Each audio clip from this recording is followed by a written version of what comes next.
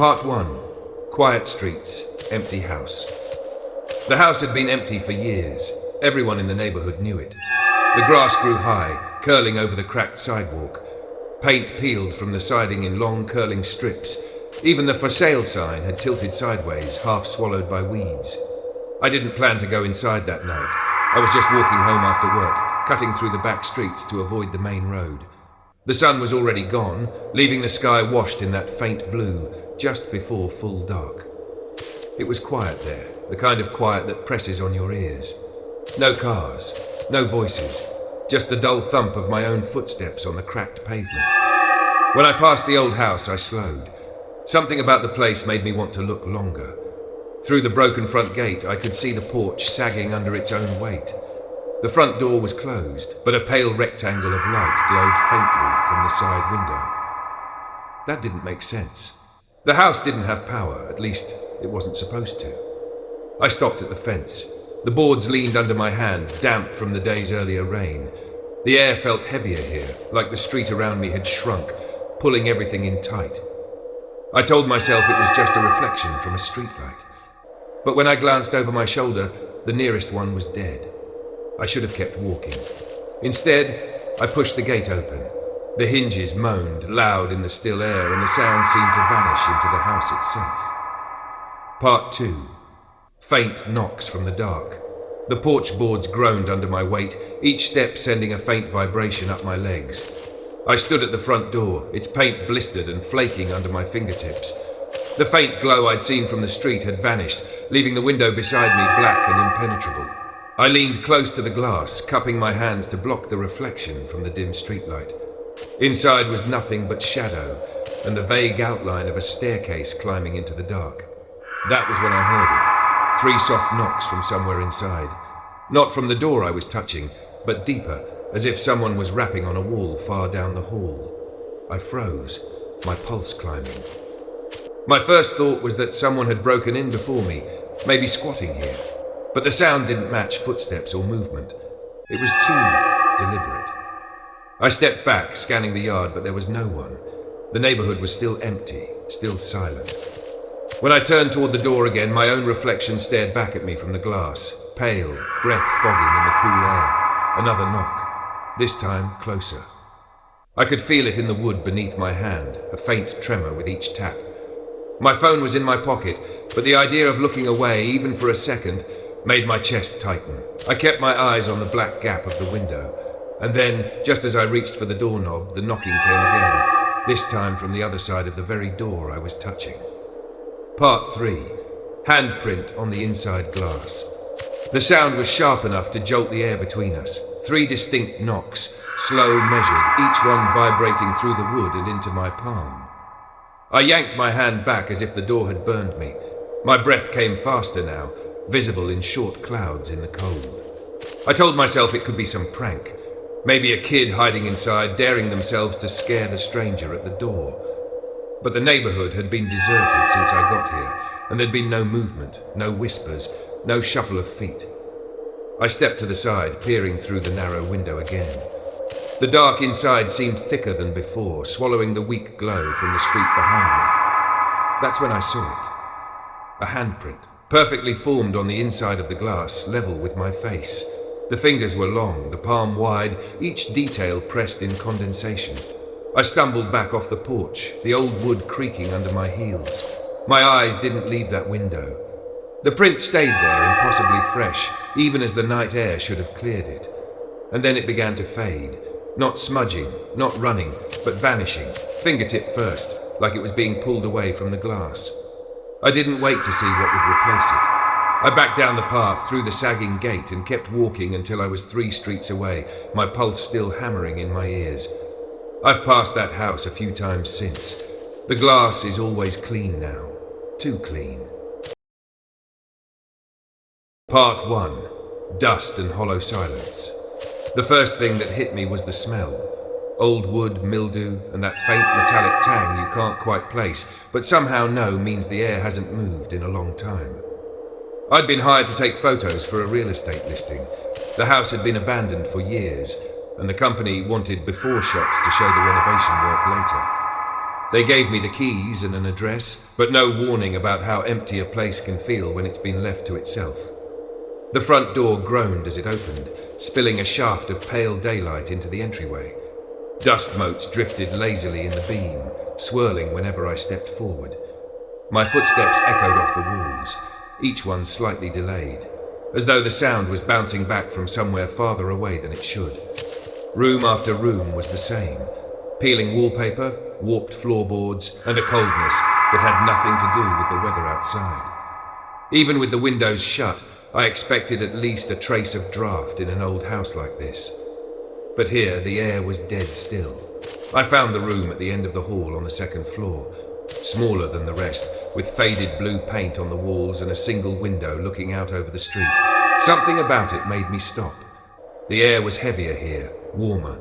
No breeze, no shifting curtains, just that hollow silence pressing in. I raised my camera, framing the shot. Through the lens, the light seemed dimmer, like the room didn't want to be seen. Part 2. Curtains moving without wind. I lowered the camera and blinked. The room looked the same, still, faded, harmless. But my stomach felt tight, the way it does when you're about to remember something important. I stepped further inside. The floor dipped slightly under my weight, groaning in a slow, reluctant way. The single curtain over the window was yellowed with age, thin enough for the light to bleed through in a soft, hazy glow. That's when it moved. Just a slow ripple at first, like someone had brushed their fingers along the bottom edge. I glanced toward the glass, expecting to see it cracked open, but the window was latched shut. No breeze, no sound from outside. The fabric shifted again, this time lifting away from the sill as if something had passed between it and the glass. I felt the warmth in the air deepen, almost like stepping too close to a heater, only there was nothing there. I told myself to check the latch, maybe convince myself it was loose. I reached for the curtain, fingers brushing the brittle fabric. Before I could pull it back, the movement stopped. But my camera, still hanging from the strap around my neck, clicked. I hadn't touched the shutter. I froze, the sound echoing faintly in the tight space. Slowly, I brought the camera up and checked the screen.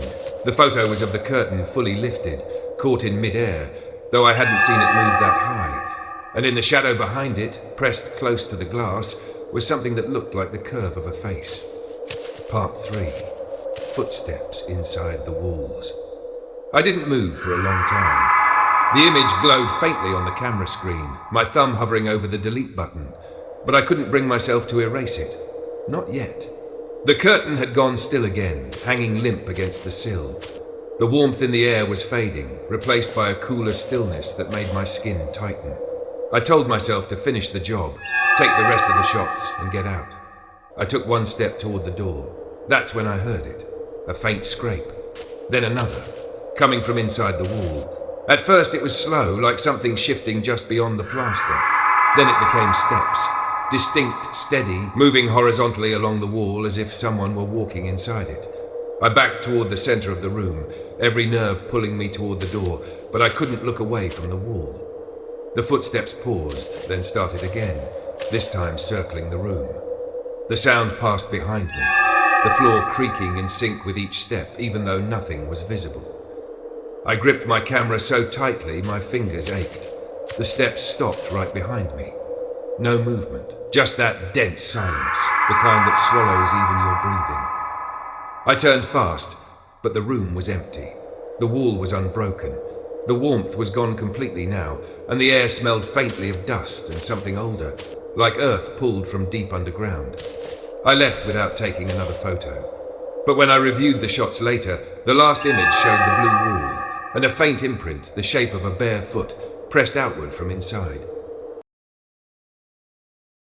Part 1. Long walk to the top floor.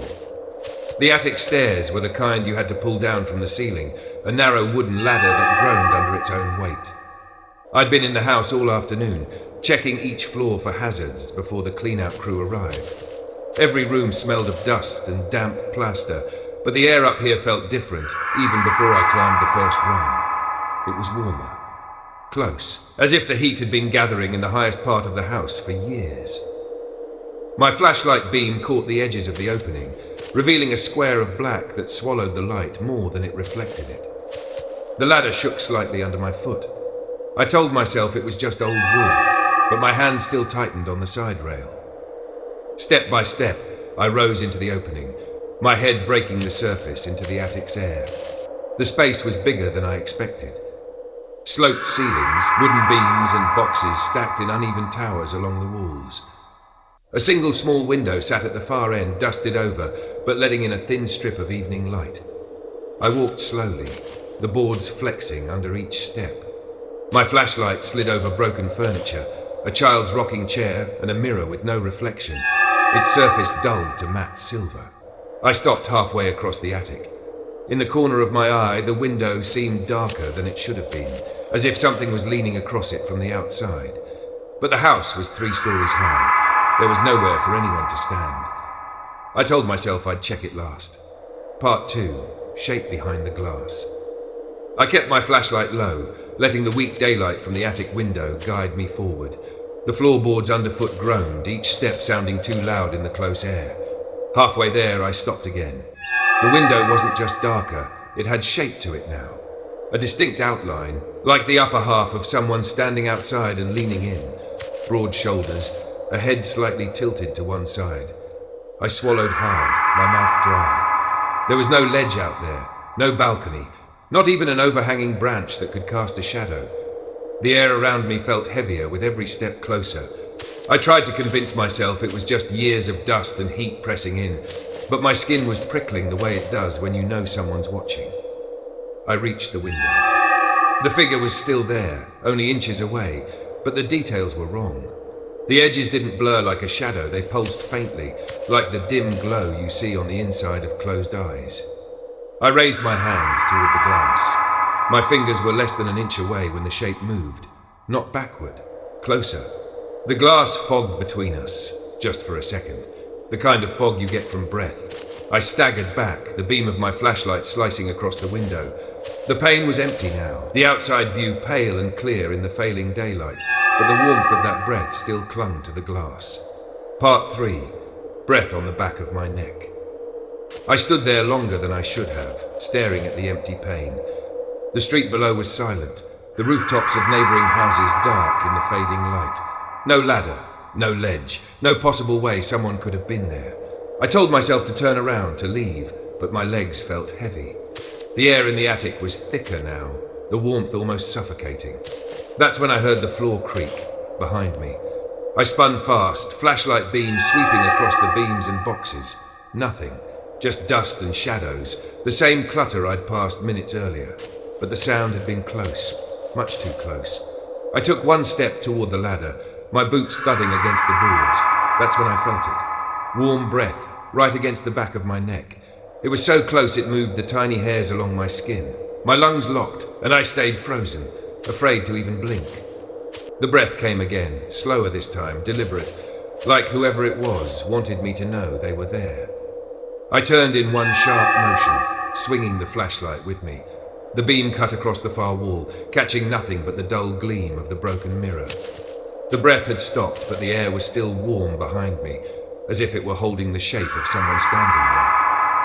I backed toward the ladder without turning away from that spot. Only when my feet found the first rung did I finally glance at the window again. The shape was back, watching. Some houses just feel wrong. Not in the way a bad floor plan feels wrong, but in a way that gets under your skin and sits there, heavy, long after you've left. You tell yourself it's just wood settling, just air shifting through old cracks, just shadows playing with your eyes. You tell yourself a lot of things, but the truth is simpler. You remember the sound of your own breath, because it was the only sound you could be sure belonged to you. You remember the weight of the air against your skin, the way the light bent wrong in certain corners, the quiet knocks that somehow came from the side you weren't standing on. And sometimes you remember faces, not clearly, never for long, just enough to know they were there. I've walked away from all 3 places now, but each one has a way of following me. In the way my reflection lingers a second too long in a dark window, in the pause I take before opening a closed door at night. In the way I always, without thinking, glance behind me before climbing the last step to my own attic. Maybe you'll never walk into one of these houses. Maybe you'll never see the glass fog when no one's there, or hear your name spoken in an empty room. But if you do, don't knock. End of script. Sleep well.